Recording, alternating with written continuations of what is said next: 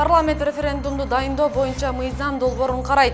Ошто тапанча сатууга аракет кылган жаран кармалды. Базар коргондо Жигули жардан кулап 3 киши мерт кетти. Алдыда мына ушул жана башка жаңылыктар менен тааныштырам. Студияда мен Асель Бусурманкул кызы, саламатсыздарбы?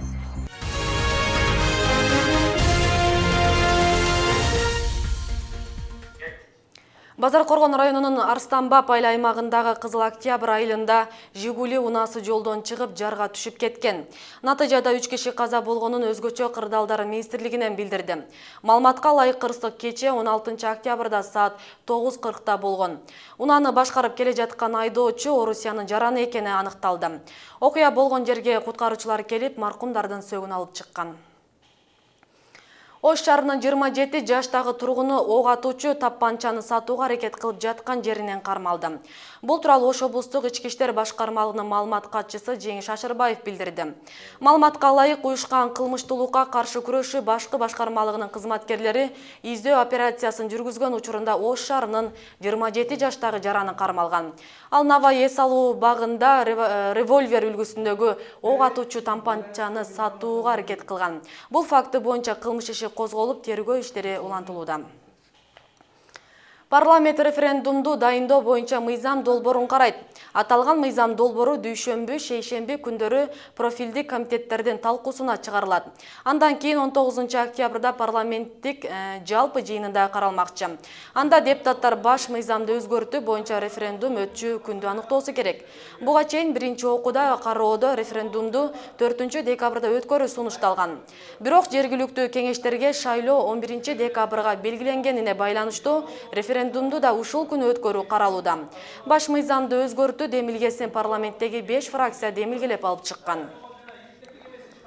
Баткен облустук ооруканасына 48 дарыгер жетишпейт. Бул тууралуу өкмөттүн Баткендеги ыйгарым укуктуу өкүлү Абиш Халмурзаев облустук оорукананын абалы менен таанышып жаткан учурда айтылды. Маалыматка ылайык облустук ооруканага анестезиолог, нервопатолог, акушер-гинеколог, нарколог, психиатр багытындагы 48 атайын дарыгер жетишпейт. Баткен облустук ооруканасы 1980-жылдары курулуп, 2000-жылдары ага облустук деген макам берилген. 3 гектардан ашык жер бар экен. Анан чыгарып поликлиникасы, ЦЦМ. Анда 1 гектардан ашык жерде турат экен. Ошого бул жерге дагы кошумча корпусту курганга мүмкүнчүлүк бар экен бул жерде.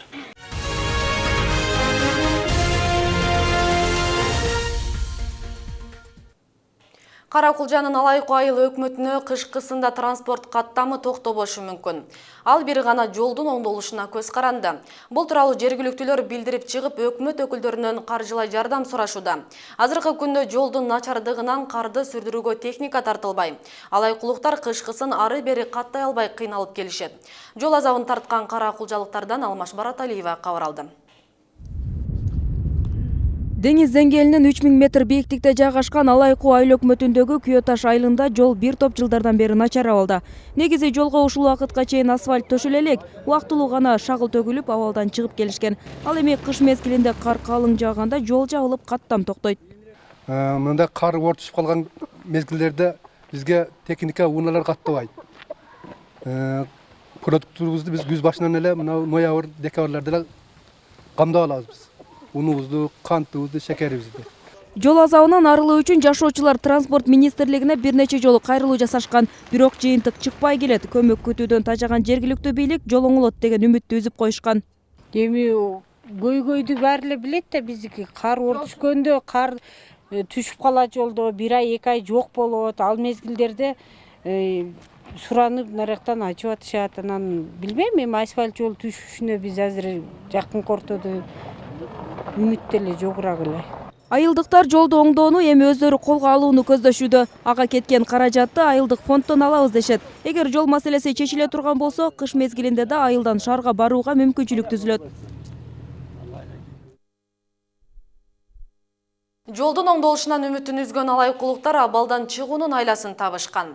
Автоунаалардын тамтыгы чыккан начар жолго ылайыкташтырып, жол тандабасы машинелерди пайдаланышат экен. Кыргызстан боюнча эң көп УАЗ үлгүсүндөгү автоунаада Алайкуда. Жол тандабасы унаалардын мекенине биздин чыгармачыл топта барып келишти. Каракулжа районунун Кызылжар айыл аймагын УАЗ автоунааларынын мекени деп атап койсок деле болчу да экен. Себеби бул айыл өкмөттө 1429 түтүн болсо, алардын ар бир экинчи үйүнөн дал ушул автоунааны кезиктирүүгө болот. Негизинен эле бул айылга келген автоунаалардын башкачарагын бул жака конокко келгендер гана айдап келбесе, көпчүлүгү УАЗ автоунаалары, себеби бул таштак жолго ушул гана автоунаа туруштук бере алат дешет айыл тургундары. УАЗ үлгүсүндөгү автоунааны күйө таштыктар биз үчүн чыгарылган деп тамашалап коюшат. Себеби айылда баарынын минген машинасы окшош. Бирок технологиянын өнүгүшүнө карап, жаңы чыгарылган үлгүсүнө басым кое башташты. Алардын бири Тилек Жаркынбаев.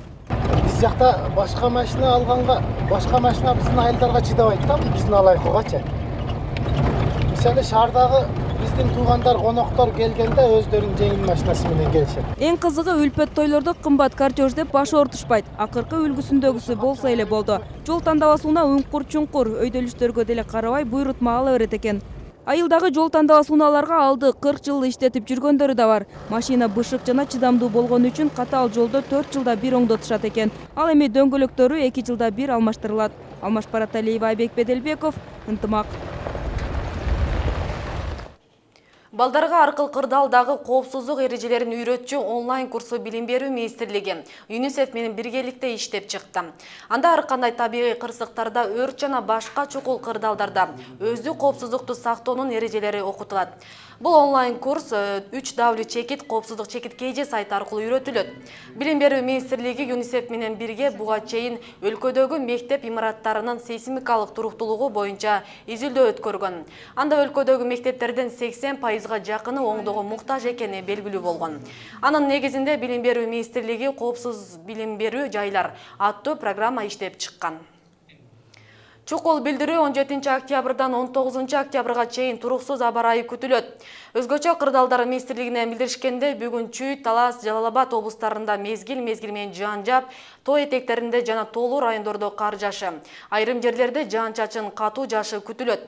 18 октябрда күндүн экинчи жарымында жана 19 октябрда Ош, Жалал-Абад, Баткен облустарынын өрөөндөрүндө жаан карга айланышы күтүлөт.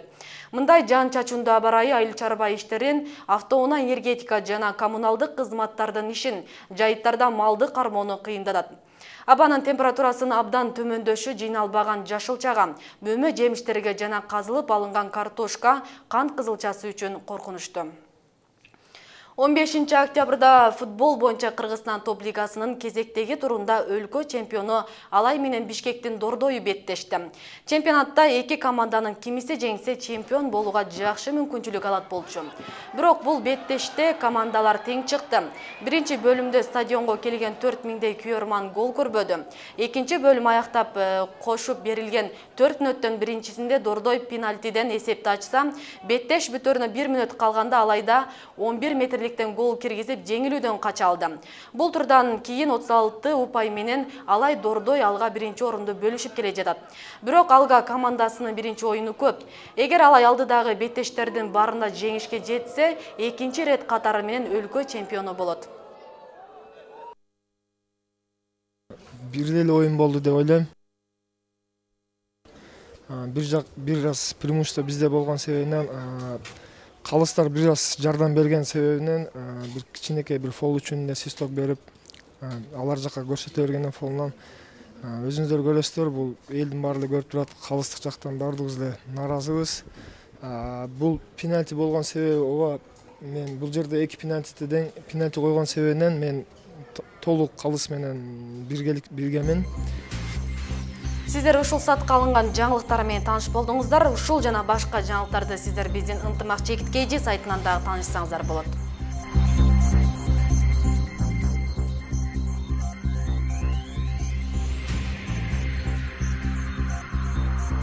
А мен сиздер менен коштошом, ар дайым жакшы жаңылыктар менен амандашабыз. Саламатта калыңыздар.